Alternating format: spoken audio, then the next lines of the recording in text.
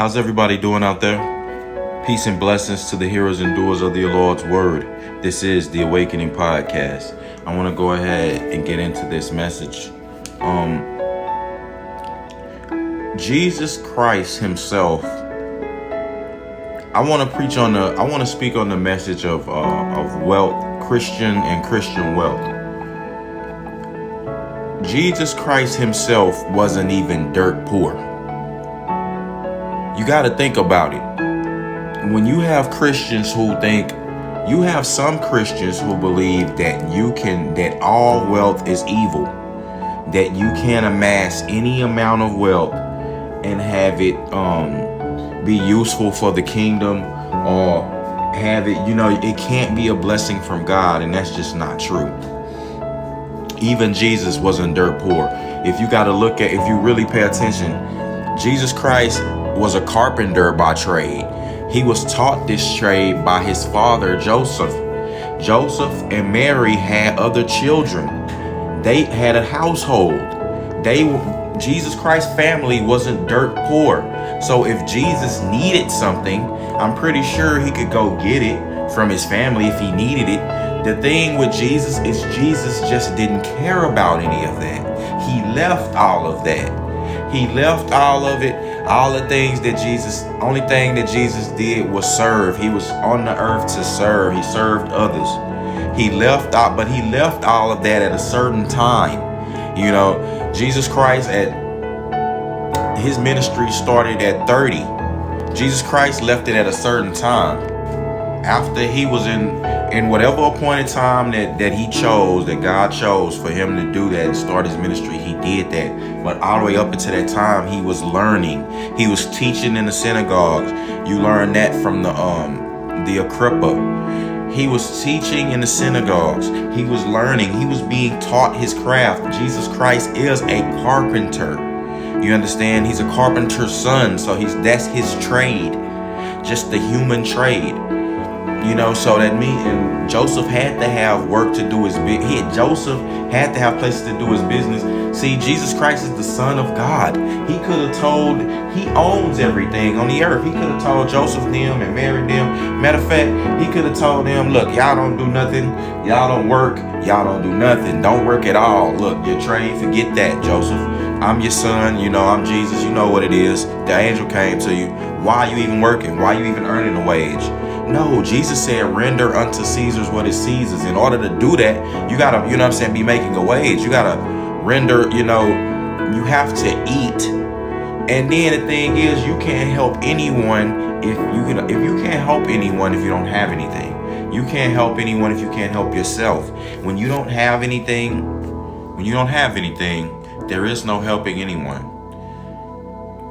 Now, you just had Creflo Dollar recently preached on this, on correcting the tithing sermons that these mega preachers have preached all through for years upon years now.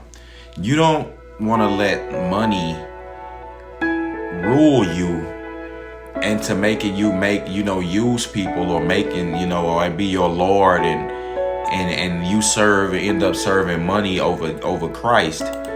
But what you do want to be able to do is be a good steward over your money. And if you are a good steward over that, God will increase that. Let me prove it to you. This is in the book of Luke, and this is chapter 19, and I'm going to start at verse 11. Again, this is in the book of Luke, chapter 19, I'm going to start at verse 11. And because Jesus was nearing Jerusalem, he told a story to correct the impression that the kingdom of God will begin right away. So this is Jesus telling this story himself.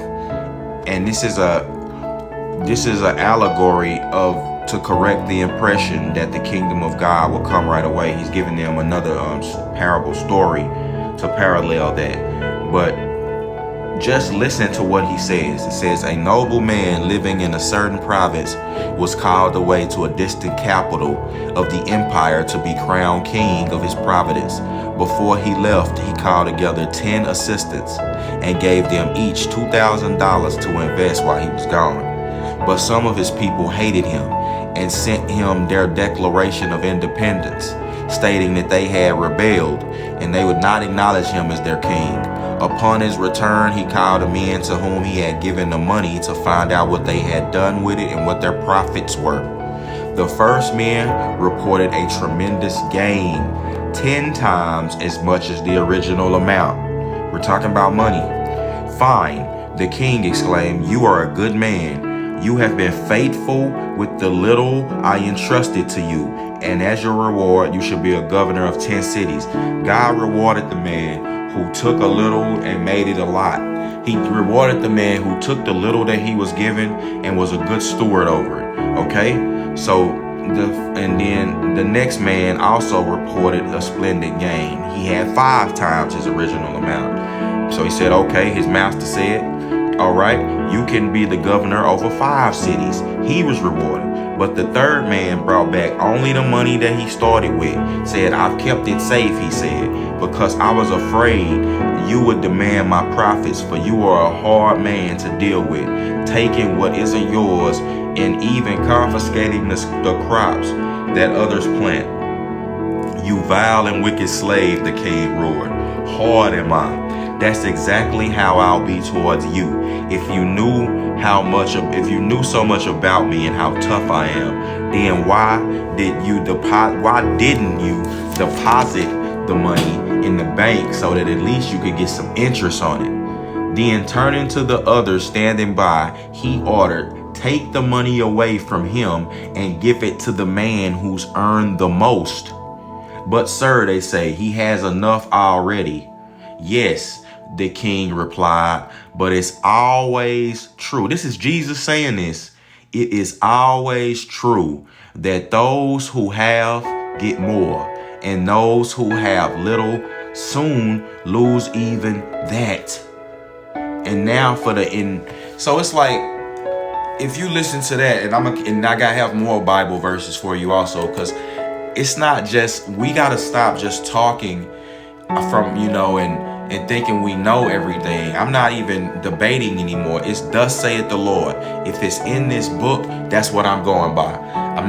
So that solves it. So we don't have to back and forth. That's thus saith the Lord.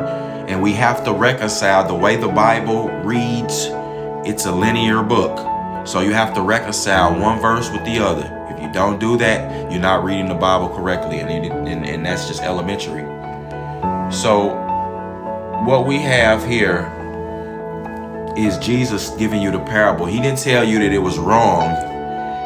Basically, he told you out of his own mouth that it's true that those who have get more, and those who have little soon lose even that. So if you're sitting around as a person, like we are in Jesus, you sitting around as a person, if you become a homeless person in this day and age, you become a burden to others, because now others have to pay for you. I'm going to read this verse to you. Let no debt remain outstanding except the continuing debt to love one another. For whoever loves others has fulfilled the law. And this is Romans chapter 13, verse 8. This is Romans chapter 13, verse 8. Let no debt remain outstanding. In order to have a debt paid, you have to pay it with money. You understand? You have to pay it with money. The Lord says, man, if you don't work, you don't eat. You have to work. So, and who works and doesn't aspire to go higher and go to the next level? That's just a natural thing. You shouldn't love money. It's in Ecclesiastes chapter 5, verse 10. Whoever loves money never has enough. Whoever loves wealth is never satisfied with their income. This too is meaningless. So you shouldn't love money. You shouldn't worship money. You should love God. If you're following the Lord, then you won't have to worry about that problem. The first commandment is that you should love God as yourself. You understand? Love thy neighbor. So you won't be trying to snake them to get money. But after that, if you do all those things and follow Christ, everything will be added unto you. Everything. God says this. Everything will be added to you, even including wealth. You won't have to worry about anything.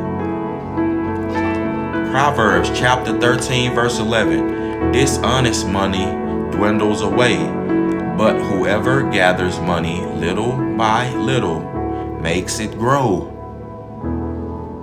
You see, dishonest money, when you try to get money by being dishonest, it never works. Like you always end up losing that money. Like it never works out.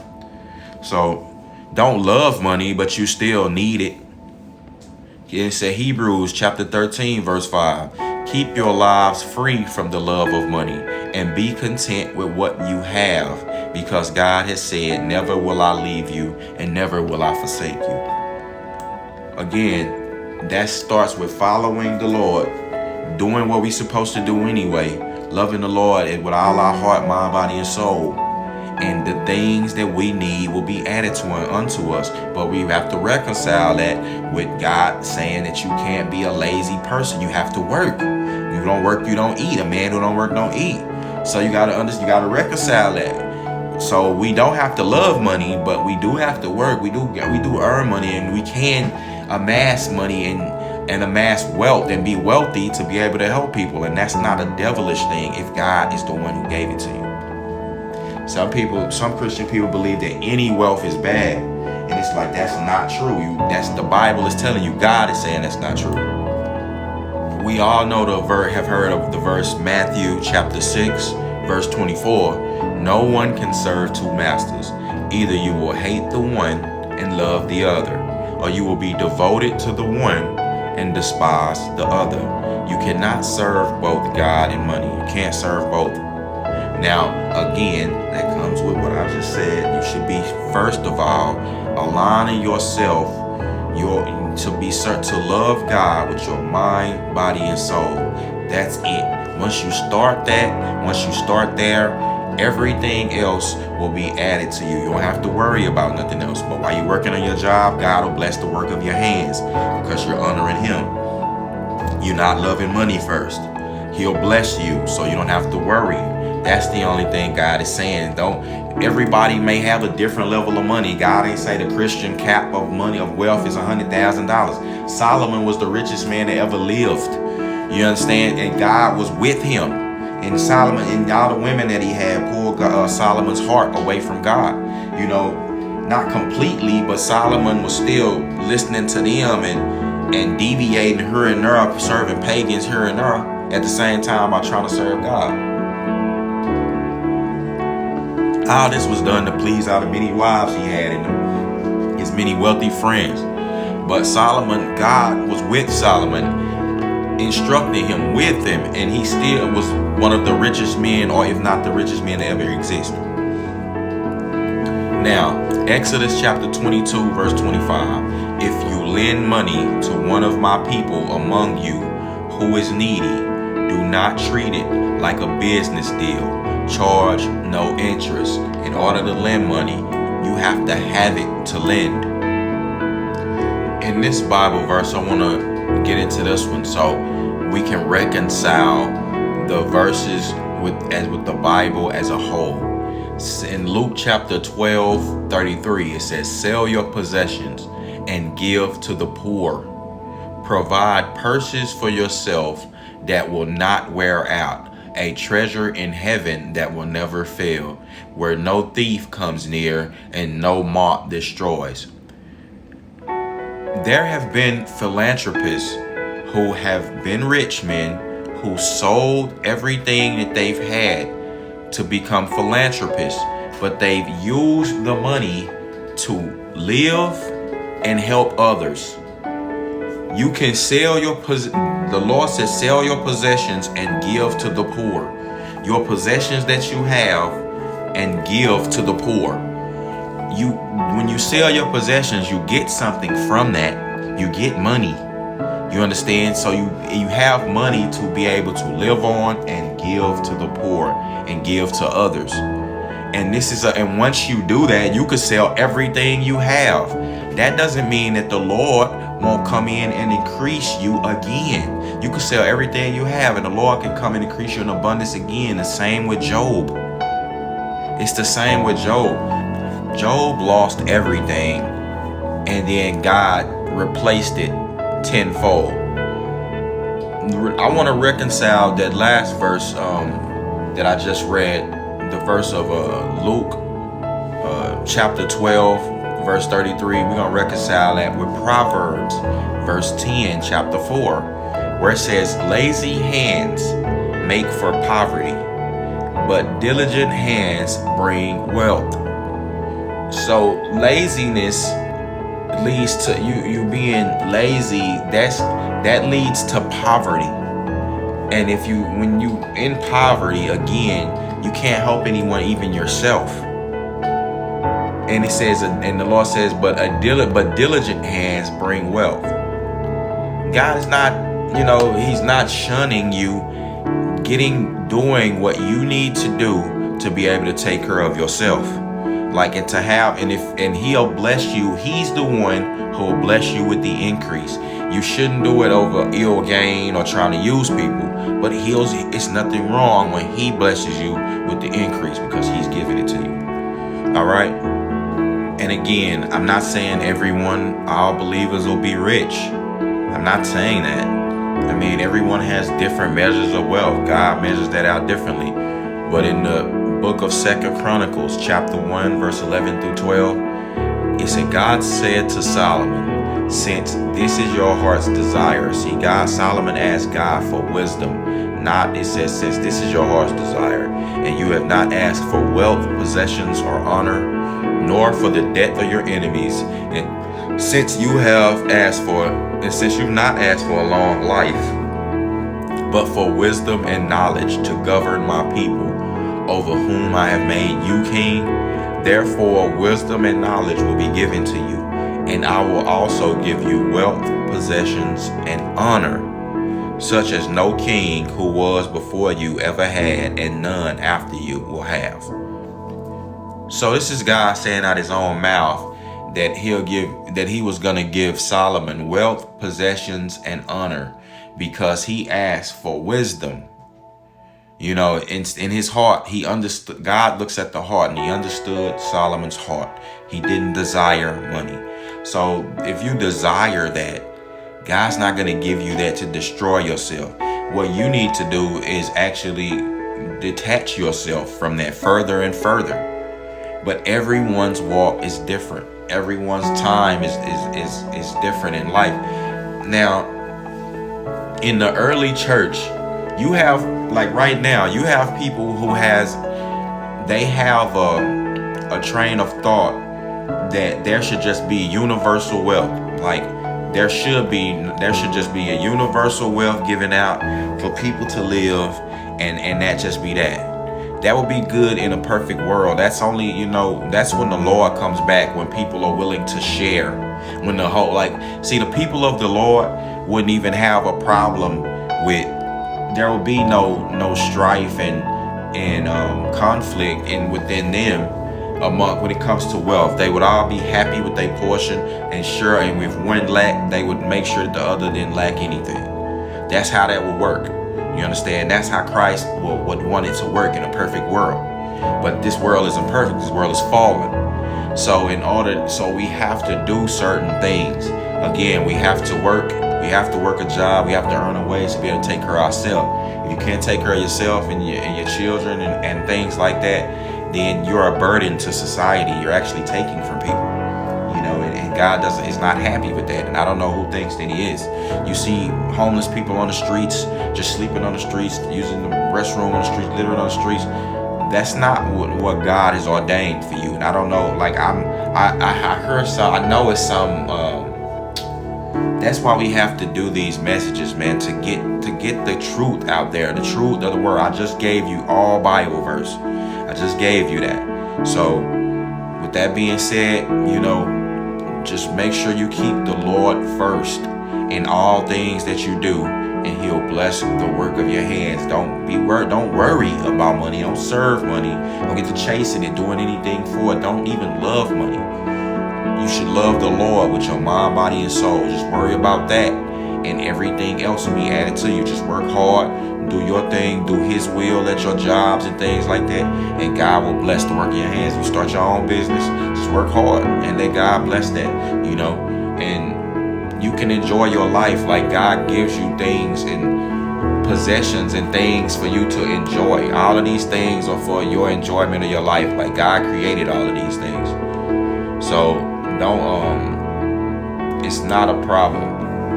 It's not a problem to enjoy the things that God has blessed you with, to enjoy the hard work of your hands. I mean, even Noah was a wealthy man. I mean, he was a smart man. He was a good steward over his money. I mean, it's just going to increase. And when you give, the law of reciprocity warrants that you get back. That's just how it works. The more you give, the more you get back. I mean, it's nothing. That's just the way that God uses that to bless His people. That's the law He uses to bless His people. Now, those who love money, you chasing it. You just end up chasing it, and it's a futility because you'll never be satisfied. I just read you the verse in Ecclesiastes. So with that being said, peace and blessings to the hearers and doers of the Lord's word. This is the Awakening Podcast, and I'm Super Solican.